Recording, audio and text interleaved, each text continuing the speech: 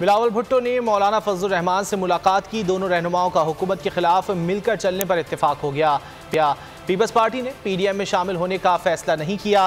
بلاول بھٹو کہتے ہیں اپوزیشن نے پوری قوت سے حکومت کو ناکام بنایا۔ وزیر اعظم پارلیمنٹ اجلاس میں موخر کر کے بھاگنے پر مجبور ہو گئے۔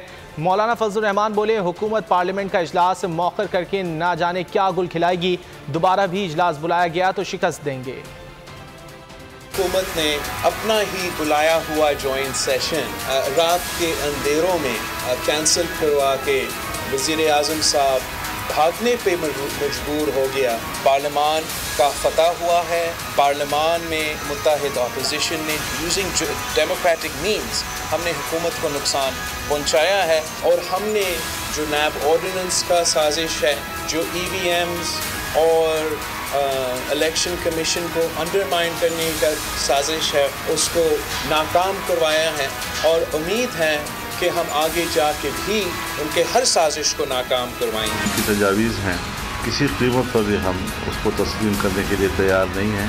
جعلی قسم کی عددی اکثریت کا سہارا لے کر اگر وہ قانون سازی کرے گی تو ہم اس کو ایک آمرانہ عمل سے تعبیر کریں گے۔ یہ پارلیمنٹ کا عمل نہیں ہے۔ ہر چند کہ میں پی ڈی ایم کا صدر ہوں، لیکن میں تنہا کوئی فیصلہ نہیں کیا کرتا۔ جب ایسی باتیں ہوں گی تو باہر مشاورت سے ہی۔ سبسکرائب کریں اور بیل دبائیں تاکہ کوئی خبر رہ نہ جائے۔